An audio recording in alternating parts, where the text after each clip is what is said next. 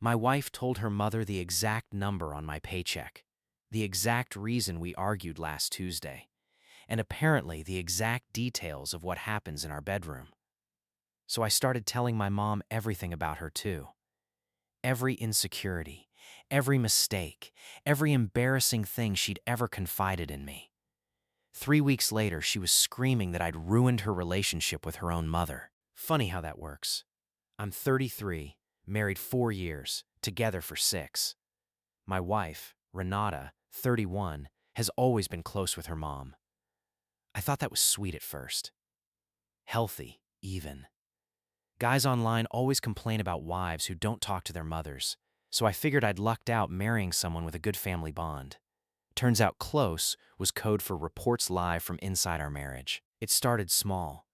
Little things her mom would casually mention that she had no business knowing.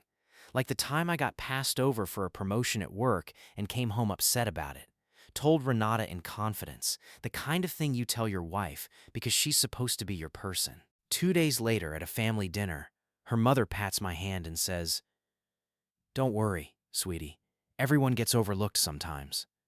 Renata told me how upset you were." I remember just sitting there with a forkful of mashed potatoes, blinking, thinking, when exactly did that become dinner conversation for the in-laws? I let it go. Told myself it was harmless. Moms talk to their daughters. That's normal, I said. I actually said that to myself out loud in the car once, like I was trying to convince a jury that didn't exist yet. Then it got worse. My salary came up at a family gathering.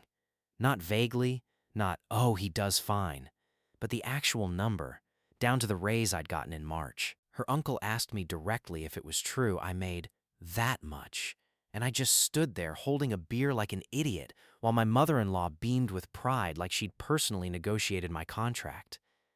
I asked Renata about it that night, kept my voice level because I wasn't ready to make it a fight yet. "Hey, did you tell your mom my exact salary?" She shrugged, didn't even look up from her phone. She asked. "I don't lie to my mom," I said. "You don't have to lie. You just don't have to tell her either." She rolled her eyes. "It's not a big deal. She's my mother." Cue the pattern I'd spend the next 2 months documenting in my head like an idiot building a case file for a trial nobody asked for. Every fight we had, her mom knew about within 24 hours, complete with a slanted retelling where I was somehow always the villain. Every medical thing, gone, reported. I had a minor health scare, nothing serious, but private, and found out her mom had already told her sister who'd already told the cousins, all before I'd even processed it myself. Financial stuff, our savings account balance, the fact we were behind on one bill for exactly 9 days last winter, all of it, dinner table content for the in-laws. And then came the bedroom comment. We were at her parents' house for Sunday lunch, and her mom, completely unprompted, leaned over to me while pouring gravy and said, "Renata mentioned you two have been having trouble in that department lately. You know, marriage counseling helps with that kind of thing." I nearly choked on a green bean. Trouble in that department. My mother-in-law, holding a gravy boat, discussing my sex life like it was a weather forecast. I didn't say anything at the table. I'm not an animal. But I sat in the car afterward, staring at the dashboard, and something in me just went quiet and cold, the kind of quiet that isn't calm, it's calculating. I asked her point blank in the driveway before we even went inside our own house. "Did you tell your mother about our sex life?" She had the audacity to look confused, like I was the one being weird. "I just mentioned we hadn't been as close lately. It's not like I gave her details." I said, "Renata, your mother just brought up marriage counseling to me over gravy. That's not details, that's a headline." She got defensive immediately, arms crossed, chin up. "I'm allowed to talk to my mom about my own marriage." "That's what moms are for," I said. "It's not just your marriage, it's mine too, and I never agreed to have it broadcast." She said the line that flipped the switch for me completely. "You're being dramatic. This is normal. Every daughter tells her mother everything." I didn't argue. I just said, "Okay," and went inside. That "okay" should have scared her more than it did. Here's the thing about me. I don't do confrontation well in the moment. Never have. but I do strategy really, really well. And that night, lying in bed next to a woman who apparently had a live broadcast feed running to her mother's phone, I decided I wasn't going to fight fire with a lecture. I was going to fight fire with fire and let her feel exactly what it's like to have your private life narrated to an audience you never agreed to. The next morning, I called my mom. My mom, for context, is lovely, but not exactly subtle, and definitely not someone who keeps things to herself once she's decided information is important for the family to know. I'd always kept her at arm's length from the details of my marriage, specifically because I valued my privacy. That ended that Tuesday. I told her everything. Not just surface stuff, everything. I told her about the fight Renata and I had over the thermostat that somehow became a referendum on whether I listen. I told her about a financial mistake Renata made 2 years ago that she still gets embarrassed about, something involving a impulsive online purchase she regrets and asked me never to bring up again. I told her about an insecurity Renata had confided in me about her body after her sister's wedding, something deeply personal that she trusted me with in a quiet moment I promised to never repeat. I told her all of it, dressed up as innocent, just venting to my mom, exactly the way Renata had always framed her own leaks. My mother, predictably, could not keep any of it to herself for more than 72 hours.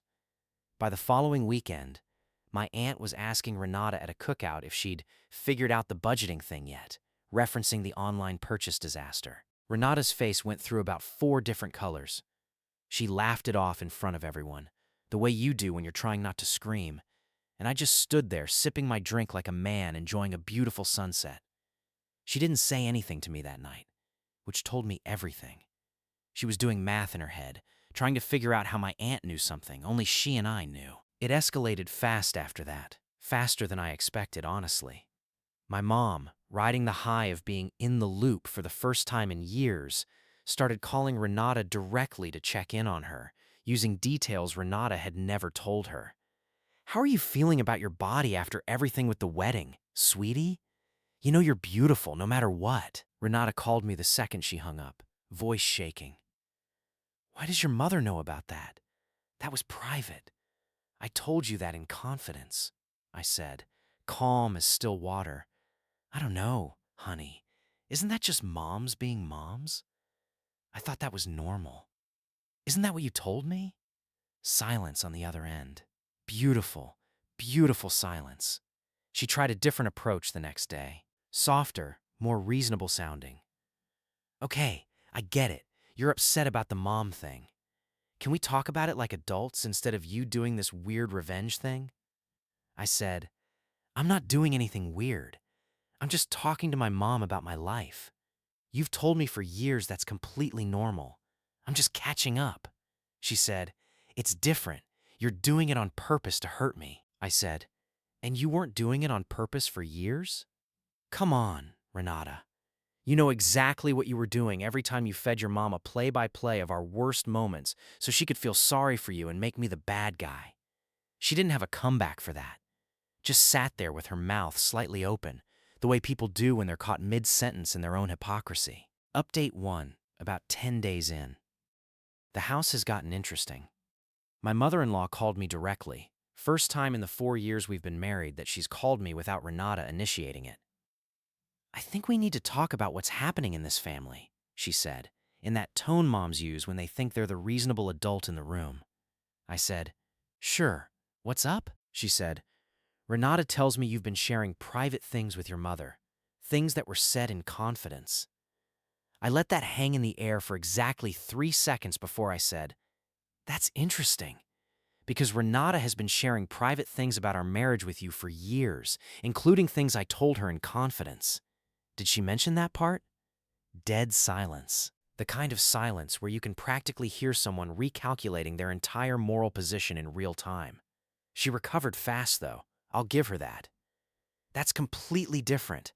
I'm her mother," I said. "Right, and I have a mother, too. Funny how the rule only applies one direction." She tried again. "You're clearly doing this to punish her." I said, "I'm doing exactly what she's been doing for years. If it feels like punishment now, maybe it felt like something to me this whole time, too." and nobody asked. She didn't have a response to that. Ended the call pretty quickly after, something about needing to process. Renata came home that night and the fight was immediate. No easing into it, straight into the deep end. "You called my mom out? Are you serious? You embarrassed me." I said. "I didn't embarrass you. I just told the truth. You've been embarrassing me for years and calling it closeness." She said, "That's not fair. My mom and I have a bond. You're trying to destroy that." I said, "I'm not trying to destroy anything. I'm just done being the only one in this marriage who has to keep his mouth shut. If sharing is caring, I'm just caring a lot lately." She stormed off to the bedroom, slammed the door, the whole production. I sat downstairs and I'm not proud of this, but I'll admit it, I smiled a little. First time in weeks, I actually felt like I had any control over anything happening in my own life. Day 12, my mom called me laughing so hard she could barely get words out. Apparently, Renata's mother had called her, trying to negotiate a truce, essentially asking my mom to stop sharing things while conveniently not addressing that her own daughter started this entire pattern years ago. My mom, bless her, said, "Oh, I don't think that's fair. If Renata gets to know everything about my son's life, I think I should know everything about my daughter-in-law's too. Seems even to me." I nearly dropped my phone laughing. Renata tried the emotional route next. Came to me quietly one evening, sat on the edge of the bed, voice soft. "I feel like I don't have any privacy anymore. Every time I tell my mom something, I feel like it's going to end up somewhere I don't want it to." I looked at her for a long moment before I said, "Welcome to my last 4 years." She actually flinched, like I'd hit her. "That's how you felt this whole time?" I said, "Every single time your mom brought up something I told you in private. Yeah, every single time. I just never said anything because I didn't want to make it a thing. Guess I finally made it a thing." She started crying, and I want to be honest, it wasn't fake crying. I think it was actually the first moment she really understood what I meant instead of just hearing the words. She said, "I didn't realize it felt like that for you. I thought you didn't care." I said, "I cared. I just stopped saying anything because every time I did, you told me I was being dramatic or that it was normal. So I stopped talking about it and started doing it instead. Guess actions land differently than words." That was actually the first real conversation we'd had about it in years instead of a fight. Update 2 came about 3 weeks in, and things had shifted from chaos into something closer to an actual negotiation, which honestly surprised me. She proposed a rule. No more discussing marriage arguments with either mother unless we agreed together first that it needed outside input, like a real conflict, not just venting for sympathy points. No more financial numbers being shared with extended family, period. No more health stuff, no more relationship stuff, no more anything that happened behind our closed bedroom door being narrated to a woman holding a gravy boat. I agreed, obviously, because that was the whole point from the start. I never actually wanted to keep humiliating her through my mom forever. I just wanted her to feel, actually feel, what it's like to have zero control over who knows the worst and most private parts of your life. Once she felt it, the conversation became possible in a way it never had been before. Her mom didn't take the new boundary well at first, called Renata multiple times accusing her of keeping secrets now and letting him control her. Renata, to her credit, actually stood up to her for once. Told her, "Mom, it's not about secrets, it's about respect. I never thought about how it felt for him because I never had to. Now I get it, and I'm not doing that anymore." Her mom apparently didn't speak to her for almost a week after that, which honestly says a lot about who benefited from the old arrangement, and it wasn't Renata. My mom, meanwhile, had to be reeled in a little too, because she'd gotten a taste of being in the loop and wasn't thrilled about going back to knowing nothing. I had a similar conversation with her. Told her I appreciated her listening, but that going forward I needed to keep more things between me and Renata, the way it should have been all along. She grumbled a bit, but understood, especially once I explained the whole situation honestly, instead of just venting selectively the way I'd been doing.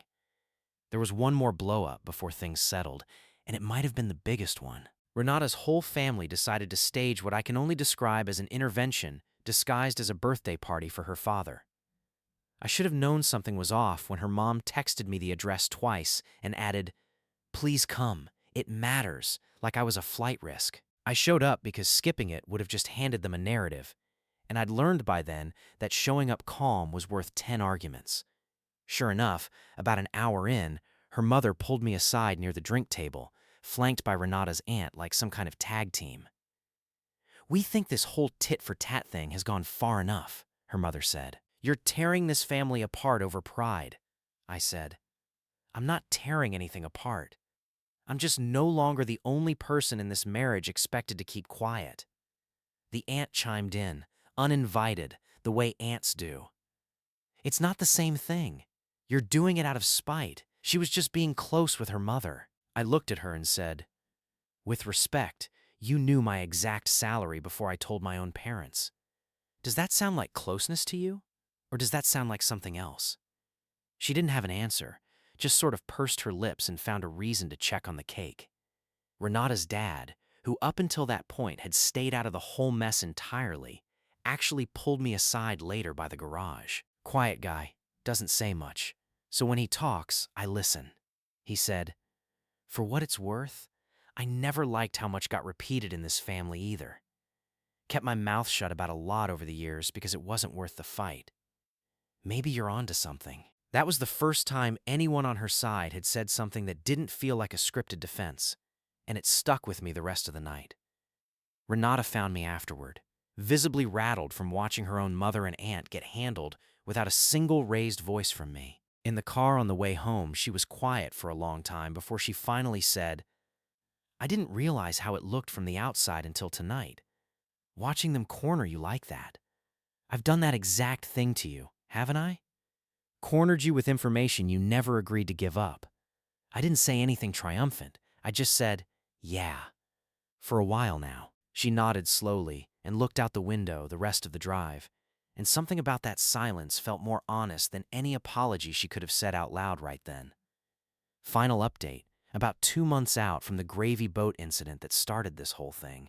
Things are actually better now, which I did not expect when I started this out of pure spite. Renata and I have an actual line now, an actual boundary that exists and gets respected, instead of an invisible one I kept getting mad about internally while pretending everything was fine. We still talk to our moms, obviously, that hasn't stopped, but the content has changed. General life stuff, sure. The blow by blow of our marriage's insecurities and arguments and financial situation, no. Her relationship with her mother is different now, too. A little more distant in a way that honestly needed to happen. Turns out, when you remove someone's steady diet of dirt to dish, the relationship built on that dirt gets a lot quieter. Renata told me last week that she and her mom talk less now, but the conversations feel more real when they do happen, less like a courtroom where I'm perpetually on trial in absentia. I won't pretend the last 2 months were comfortable. There were nights that felt genuinely ugly, moments where I wondered if I'd blown up something that didn't need blowing up. But I keep coming back to the gravy boat. To a woman, I'm supposed to trust completely, handing my sex life over to her mother like a weather update, like it cost her nothing to trade my dignity for a moment of sympathy from her family. That's not a small thing. That's not moms being moms. That's a boundary violation dressed up in a cardigan and holiday dinners, and I let it happen for years because I didn't want to be that guy who made a scene about it. Turns out the loudest scene I ever needed to make was just quietly picking up the phone and doing to her exactly what she'd been doing to me. No yelling, no ultimatums, just mirrored behavior held up like a mirror, because sometimes people don't understand what they're doing to you until they're forced to stand where you've been standing the whole time. If you're in a relationship where your partner treats your private life like content for their family group chat, you don't have to blow everything up to make a point. But you do have to make the point somehow, because silence just teaches them the behavior is fine. Sometimes the fastest way to teach someone what privacy is worth is to take it away from them for a little while and let them feel exactly how it feels on the other side. My marriage isn't perfect now. No marriage is. But for the first time in years, I don't feel like I'm performing for an invisible audience of in-laws every time I have a bad day or a rough month at work. That peace was worth every bit of the mess it took to get there. If you liked this one, make sure you're subscribed, because there are a lot more stories like this coming. The kind where someone finally stops being the reasonable one and starts being the strategic one instead. Trust me, it gets good. Thanks for sticking around till the end, and I'll see you in the next one.